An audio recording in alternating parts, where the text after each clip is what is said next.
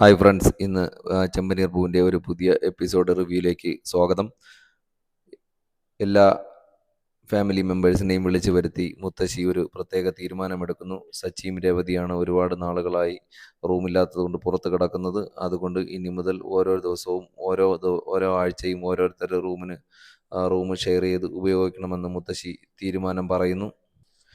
ആ തീരുമാനം ശ്രുതിക്കും സുധിക്കും ചന്ദ്രമതിക്കും ഒഴികെ ബാക്കി എല്ലാവർക്കും സമ്മതമാകുന്നു. എല്ലാവരും സന്തോഷത്തോടെ അവിടെ നിന്ന് പിരിയുന്നു.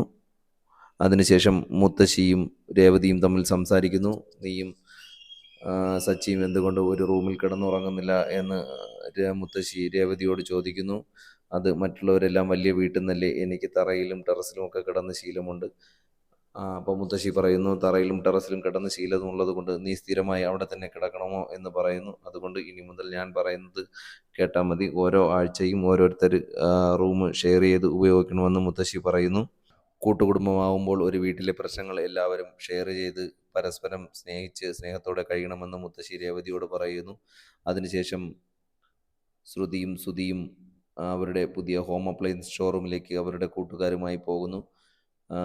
സുധിയുടെ കൂട്ടുകാരൻ പറയുന്നു, നീ അന്ന് കുറച്ച് നേരം ജോത്സ്യൻ പറഞ്ഞത് കേട്ടതുകൊണ്ട് തന്നെ നിനക്ക് ഇത്രയും വലിയ ഭാഗ്യമുണ്ടായി. അപ്പോൾ നീ ആ ജോത്സ്യൻ പറഞ്ഞതുപോലെ മുഴുവൻ സമയവും ചെയ്തിരുന്നെങ്കിൽ, പിച്ചെടുത്തിരുന്നെങ്കിൽ നിനക്കൊരു ഷോപ്പിംഗ് മാൾ തന്നെ വാങ്ങിക്കാൻ കഴിയുമെന്ന് സുധിയോട് പറയുന്നു.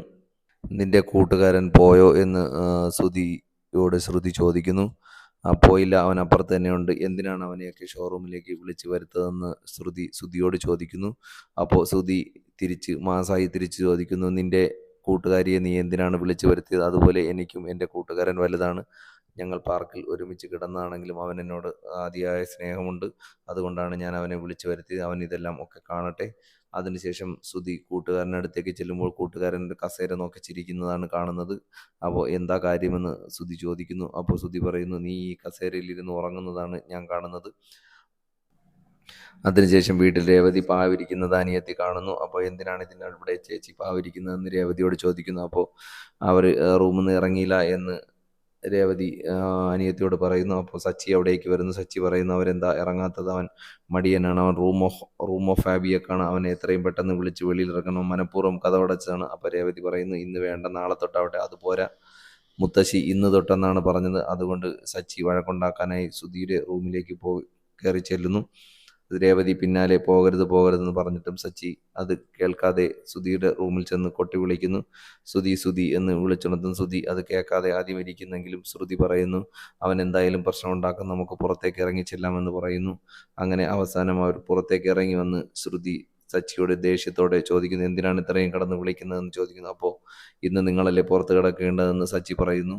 അത് ഞങ്ങൾ പുറത്ത് കിടക്കാനായി റെഡിയായിക്കൊണ്ടിരിക്കുകയാണെന്ന് പറയുന്നു. അപ്പോൾ സച്ചി തിരിച്ച് കളിയാക്കി ചോദിക്കുന്നു, നിങ്ങൾ അമേരിക്കയിലേക്ക് പോകാനാണോ റെഡിയാവുന്നതെന്ന് പറയുന്നു.